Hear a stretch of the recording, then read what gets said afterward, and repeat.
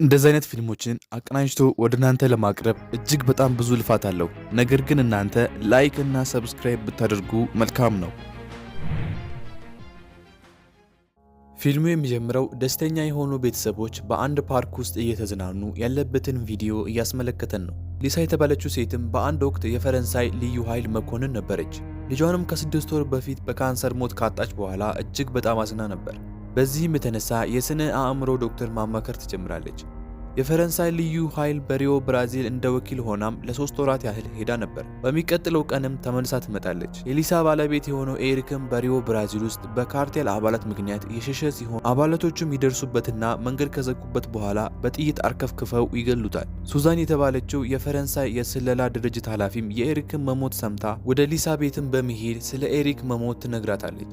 የተገደለውም በፔድሮ መሪነት እንደሆነም ትናገራለች። የኤሪክንም አስክሬን ለመለየት በሚቀጥለው ቀን ወደ ብራዚል ትወስዳታለች። ሊሳም ከልጇ ሞት በኋላ እንደገና ባለቤቷን በማጣቷ እጅግ በጣም ታዝናለች። በዚህም አንድ መጥፎ ነገር ለመስራት ታቅዳለች። ድፍረቱንም ስላጣች በሚቀጥለው ቀን የተለያዩ መድኃኒቶችን ከመጠጡ ጋር ትወስዳለች። ጠዋት ላይም ሱዛን ስልክ ስትደውልላት ትገረማለች። ምክንያቱም መድኃኒቶቹ ራሷን እንድትስት እንጂ ራሷን እንድትገል አልነበረም። ነገር ግን ትንሽ ያዙራትና ሱዛን እንድትዘገጃጅ ትነግራታለች። ሊሳና ሱዛንም ወደ ሪዮ ደርሰው በቀጥታ ወደ ሆስፒታል ይሄዳሉ። ኤሪክንም ከማየታቸው በፊት አንድ ኤጀንት ለሊሳ የኤሪክን ዋሌትና ዕቃዎቹን ይሰጣታል። የኤሪክንም አስክሬን ከፍተው ሲመለከቱ በርካታ የጥይት ቁስሎችን ሰውነቱ ላይ ይመለከታሉ። በቀጣይ ሊሳ በሆቴል ውስጥ የኤሪክ የተሰበረው ስልክ በውስጡ ምን እንዳለ ለማወቅ ትሞክራለች። በውስጡም የቪዳ ኩባንያ ሐሰተኛ መድኃኒቶች በመሸጥና በቢሊዮን የሚቆጠሩ ዶላር በማግኘቱ የደረሰበትን ሞት ምክንያት ትረዳለች።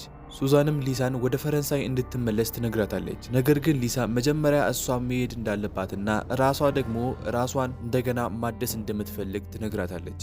በቀጣዩ ቀንም ሊሳ ወደ አንድ የፖሊስ ጣቢያ በመሄድ ስለ ኤሪክ ታጣራለች። መርማሪውም የኤሪክ ሞት ተጠያቂ የሆነው ፔድሮን እየፈለጉት እንደሆነም ይገልጽላታል። ሊሳም በድብቅ የፔድሮን ፎቶግራፍ ታነሳለች። ለጥቂት ቀናትም ቤት ትከራያለች። ጠዋት ላይም አንድ ወጣት በድብቅ መድኃኒቶችን ሲሸጥ ትመለከታለች። ቀጥሎም ልጁ ጋር በመሄድ ልጁንም ካነጋገረችው በኋላ ወደ አንድ ቦታ ይወስዳታል። አንዲት የህገ ወጥ መሳሪያ ሻጭ ነገር ግን የልብስ ሰፊ ሰሪ ሆና የምትሰራ ሴት ሊሳን ምን ያህል ገንዘብ እንዳላት ትጠይቃታለች። ሊሳም አንድ ጥቅል ሙሉ ገንዘብ ታሳይታለች። ሴትየውም ጠባቂዋን ትልክባታለች። ነገር ግን ፖሊስ ልትሆን እንደምትችል መጠርጠር ትጀምራለች። ብዙም ሳይቆይ ሊሳ ሰውየውን ከደበደበችው በኋላም የፔድሮን ፎቶ በማውጣት የት ልታገኘው እንደምትችል ትጠይቃታለች። ሴትየውም በመጨረሻ ትናገራለች። ሊሳም ቦታው ላይ ደርሳ ፔድሮ ያለበትን ቦታ የአካባቢውን ነዋሪዎች መጠየቅ ትጀምራለች። ነገር ግን ፔድሮ በዚያ አካባቢ በጣም የተከበረ ስለነበር አንድም ሰው ሊነግረዋት ፈቃደኛ አልሆኑም። በመጨረሻም አንዲት ልጅ የያዘችን ሴት ትጠይቃታለች። ሴትየውም በፔድሮ ላይ ቂም ስለነበረባት የፔድሮን መገኛ ቦታ ትነግራታለች።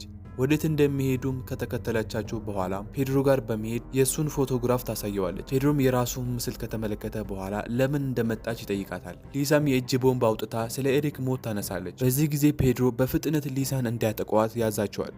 ነገር ግን ሊሳ ሁሉንም የፔድሮ ሰዎችን ከገደለቻቸው በኋላ ፔድሮን ለምን ኤሪክን እንደገደለው ትጠይቀዋለች። ፔድሮም ኤሪክ የአደንዛዥ እጽ ሰራ ውስጥ እንደተሳተፈ ይነግራታል። ሊሳም ማን ትዕዛዝ እንደሰጠው ከጠየቀችው በኋላ ፔድሮን ትገለዋለች። የፔድሮንም ስልክ ከወሰደች በኋላ ትደውላለች። በምትደውልበት ሰዓትም ሉዊስ የተባለው ሰው ከቢሮ በመውጣት በፍጥነት ስልኩን ያነሰዋል። ነገር ግን ሊሳ ምንም ሳትል ስልኩን ትዘጋዋለች። ሊሳም ሉዊስን ከተመለከተች በኋላ በድብቅ ትከታተለዋለች። ሉዊስም ከቤቱ እንደወጣ አንድ ትንሽዬ ልጅ እርዳታ ይጠይቀዋል። ነገር ግን ሉዊስ ከዚህ እንዲሄድ ሲነግረው ልጁም ተናዶ ቆሻሻ ውሃ በማፍሰስ በፍጥነት ይሮጣል። ሉዊስም ተከትሎት ወደ አንድ የተዘጋ ክፍል ይገባል። ሉዊስም መሬቱን ሳሸት ነዳጅ ይለዋል። ክፍሉም በነዳጅ እንደተሞላም ይረዳል። ቀና ብሎም ሲመለከት ሊሳ ላይተር ይዛ ቆማ ይመለከታል። ይህም የሊሳ እቅድ ነበር። ሊሳም ሉዊስን ኤሪክ ለምን እንዲሞት እንደፈለገ ትጠይቀዋለች። ሉዊስም እየፈራ እሱ የታዘዘው አርተር በሚባል ሰው እንደሆነም ይነግራታል። ሊሳም አርተርን ለማግኘት ስልኩን እንድትሰጠው ትጠይቀዋለች። ነገር ግን ስልኩን ከተቀበለችው በኋላ እንዲቃጠል ታደርገዋለች። በቀጣዩ ቀንም ስራ ለመቀጠል በማስመሰል ወደ አርተር ድርጅት ታምራለች። አለባበሷም የባለሀብት አይነት ስለነበር የአርተር ሰዎች ወደ አርተር ቢሮ በክብር ይወስዷታል።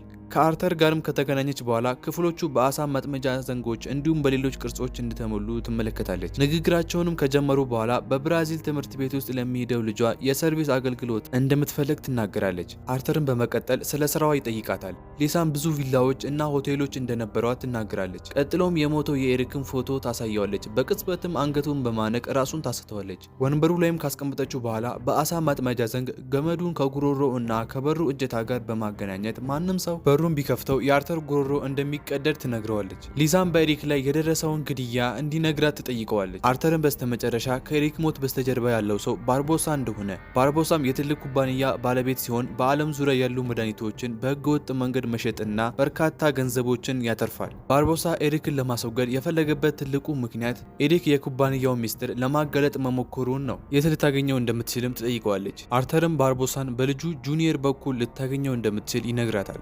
ሊሳም በጥንቃቄ በሩን ከፍታ ከወጣች በኋላ ከውጭ በኩል ዘግታ ትወጣለች። ብዙም ሳይቆይ የአርተር ሰዎች ይመጡና በሩም ተቆልፎ ስላገኙት ምን እየተፈጠረ እንዳለ ግራ ይገባቸዋል። በሩንም ሰብረው ሲገቡ የአርተር ጉሮሮ በዚህ መልኩ ይወጣል። ከሰዓታት በኋላም የአርተር መሞት በዜናዎች ላይ ይሰራጫል። ሊሳም በካሜራው ላይ ታይታ ስለነበር ከዚህ ግድያ በስተጀርባ ያለችው እሷ መሆኗ ይረጋግጣል። መስላውም በሲሲቲቪ ላይ የታየች ሲሆን በተጨማሪም ከፖሊሶች እየሸሸች ትገኛለች። ይህ ብቻ ሳይሆን የቪዲዮ ኩባንያ ባለቤት የሆነው ባርቦሳም ዜናውን ሰምቶ ወንድሞችን ወደ ሌላ ቦታ እንዲልኳቸው ያደርጋል። ሊሳም የጁኒየርን ጠባቂ ታገኘዋለች። ልትገለው ብትፈልግም ነገር ግን መኪና ውስጥ የነበረው ልጁን ስትመለከት ታዝንለታለች። ጠባቂውም ጁኒየርን የምታገኝበትን ቢዝነስ ካርድ ይሰጣታል። በስተመጨረሻም ሊሳ ጁኒየርን ታገኘውና ስልክ እንዲደውል ታደርገዋለች። ስልኩንም የባርቦሳ ቀኝ እጅ ያነሳዋል። ሊሳም ጁኒየርን እንደምትገለው ታስፈራራዋለች። ነገር ግን የባርቦሳ ቀኝ እጅ ግድ አልሰጠውም ነበር። ሊሳ ምንም ማድረግ ስለማትችል ከጁኒየር ጋር አብረው ወደ ፋብሪካው ይሄዳሉ። ነገር ግን አንዱ ጠባቂ ሊያስቆማቸው ይሞክራል። ነገር ግን ሊሳ በፍጥነት ግንባሩ ላይ ተኩሳ ትገለዋለች። ቀጥሎም ፋብሪካ ውስጥ ያሉትን ሰዎች በፍጥነት ፋብሪካው ለቀው እንዲወጡ ታደርጋለች። አንደኛውም ጠባቂ ሲመጣባቸው በፍጥነት ትገለዋለች። እያንዳንዱን ክፍሎችንም በቦምብ ታፈነዳቸዋለች። ነገር ግን በዚህ መሃል ጁኒየር በጥይት ይመታል። በህይወት የሚተርፍም አይመስልም። ጁኒየርም የእጅ ቦምቡን እንድትሰጠው ካደረገ በኋላ በፍጥነት እንድትሄድና እሱ ደግሞ በህይወት እንደማይተርፍ ስለማያውቅ ራሱን መስዋዕት ያደርጋል። ከቆይታዎች በኋላም ሊሳ መሬት ላይ ወድቃ የመንደሩ ነዋሪዎችም ሊረዳት ወደ ክፍል ያስገባታል። በህልሟም ልጇና ባለቤቷ ኤሪክ አብረው ሲጫወቱ ትመለከታለች። ከጥቂት ቀናት በኋላም ሊሳ መገገም ትጀምርና በመንደሩ ውስጥ መንቀሳቀስ ትጀምራለች። በዚህም አንዳንድ የመንደሩ ነዋሪዎች በፊታቸው ላይ ለየት ያለ ነገርን ትመለከታለች።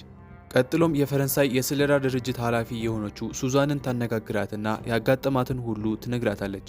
ሱዛንም ከብራዚል ማምለጥ እንደምትችልና እንድትዘጋጃች ትነግራታለች። ምክንያቱም የፈረንሳይ ወኪሎች መጥተው ይወስዷታል። የባርቦሳ ቅጥረኞችም ወደ መንደሩ ከመድረሳቸው በፊት ከፈረንሳይ ወኪል የተላከው ሰው መጥቶ ይወስዳታል። ግን ከዛ በፊት የተንከባከበቻትን ሴትና ልጇን ተሰናብታ ትሄዳለች። የባርቦሳ ቅጥረኞችም ወደ መንደሩ ከደረሱም በኋላ የቅጥረኞቹ መሪ የሆነው ራሞስ የመንደሩን ነዋሪዎች ሊሳ የት እንዳለች ያስፈራራቸዋል። በተለይም ሊሳን የተንከባከበቻትን ሴት ያስፈራራታል። ሴትየዋም ምንም ምርጫ ስላልነበራት ያለችበትን ቦታ ትነግረዋለች።